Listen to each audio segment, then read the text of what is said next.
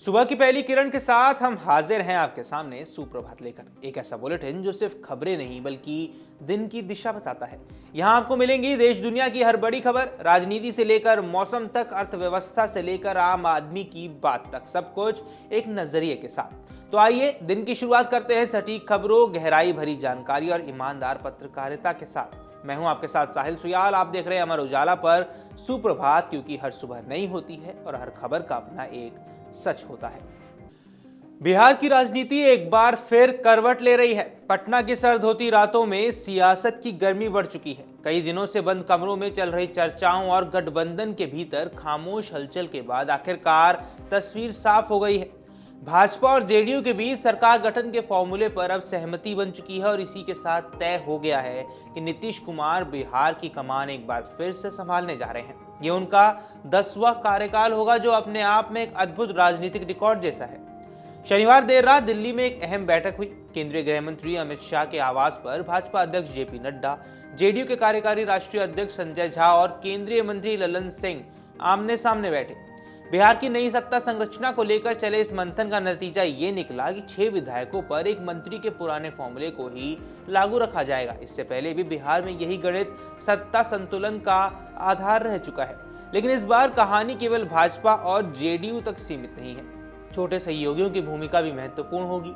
NDA के 2 प्रमुख चेहरे चिराग पासवान और लोजपा के जीताराम मांझी की हम और उपेंद्र कुशवाहा की आरएलएम, इन तीनों को भी नई सरकार में प्रतिनिधित्व दिया जाएगा।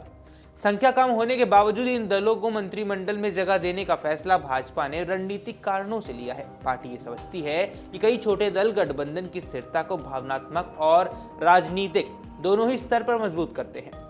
सूत्र बताते हैं कि प्रधानमंत्री मोदी के आवास पर रविवार को ही उच्च स्तरीय बैठक में सरकार की रूपरेखा को अंतिम मुहर लग चुकी है। चिराग पासवान ने भी खुलकर कहा है कि बातचीत सही दिशा में आगे बढ़ रही है, यानी नया समीकरण लगभग तय हो चुका है।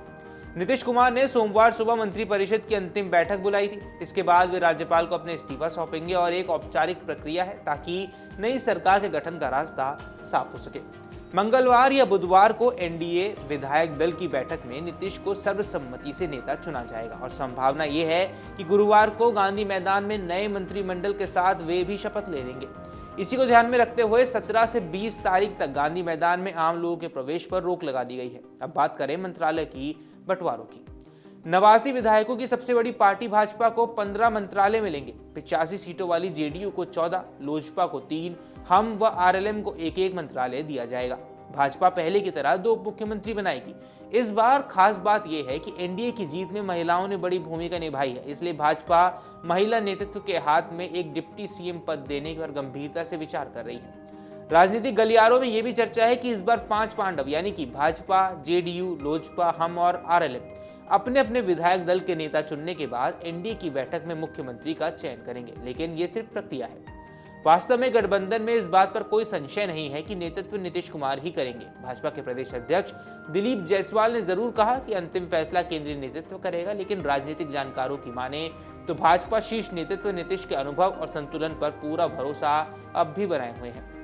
नीतीश की प्रशासनिक शैली और गठबंधन प्रबंधन की क्षमता भाजपा के लिए सबसे बड़ा कारण है कि वे किसी जोखिम में नहीं पड़ना चाहते हैं। बिहार जैसे विविधतापूर्ण जटिल राजनीतिक राज्य में स्थिरता सबसे मुश्किल चीज है और इसे बनाए रखने में नीतीश कुमार की भूमिका अब तक निर्णायक रही है।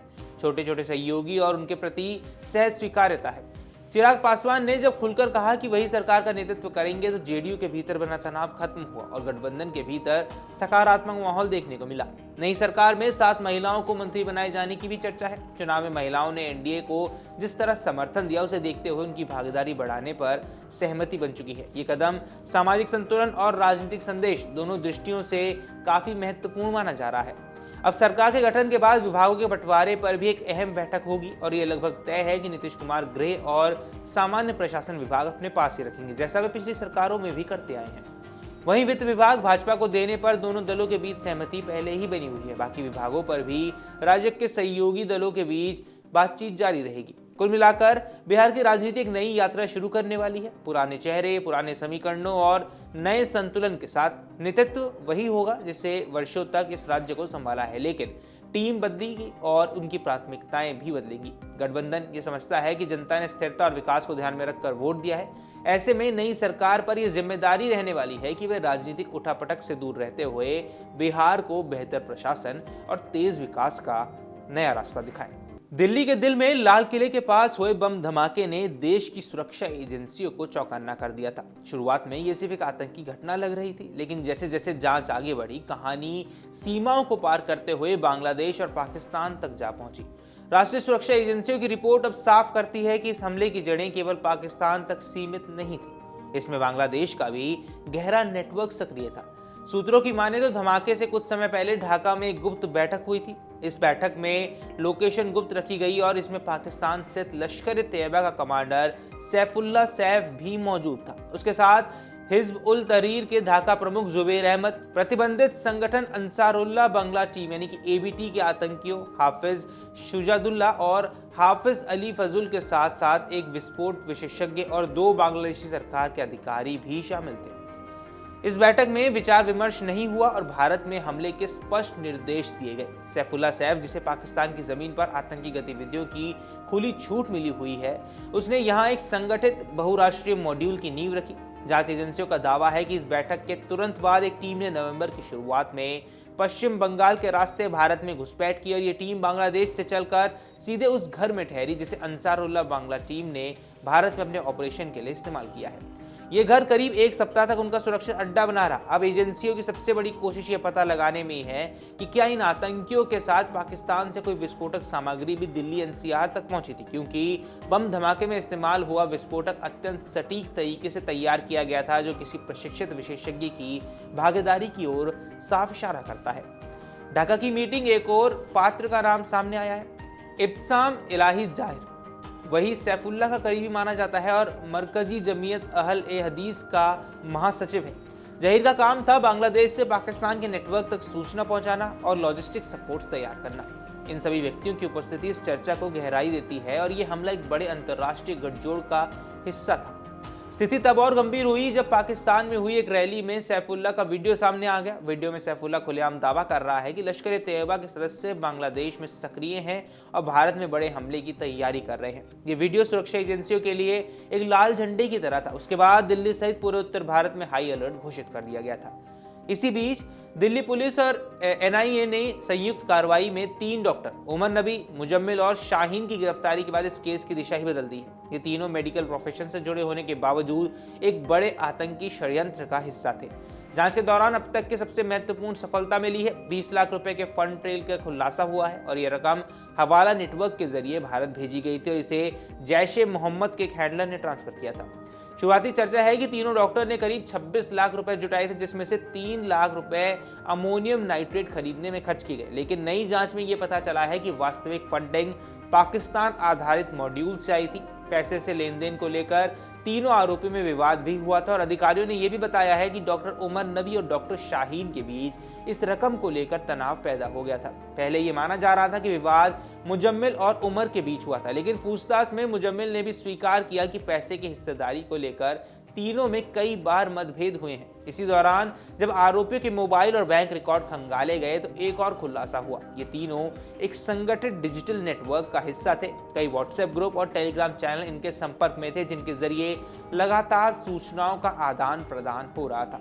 9 नवंबर को जब एनआईए ने बड़े पैमाने पर छापेमारी की और गिरफ्तारियां हुई तो इन ग्रुपों के कई सदस्यों ने घबराकर तुरंत ग्रुप छोड़ दिए। ये गतिविधि खुद इस बात का सबूत है कि नेटवर्क कितना फैला हुआ था और इसके कितने सदस्य अभी भी सक्रिय हो सकते हैं। अब एजेंसियां इन डिजिटल ग्रुपों को फिर से बनाकर उनका डाटा रिकंस्ट्रक्ट कर रही है, ताकि ये पता लगाया जा सके कि किसने किससे संपर्क किया, किसने कब संदेश भेजा और किसने भारत में जमीनी स्तर पर लॉजिस्टिक सपोर्ट उपलब्ध कराया।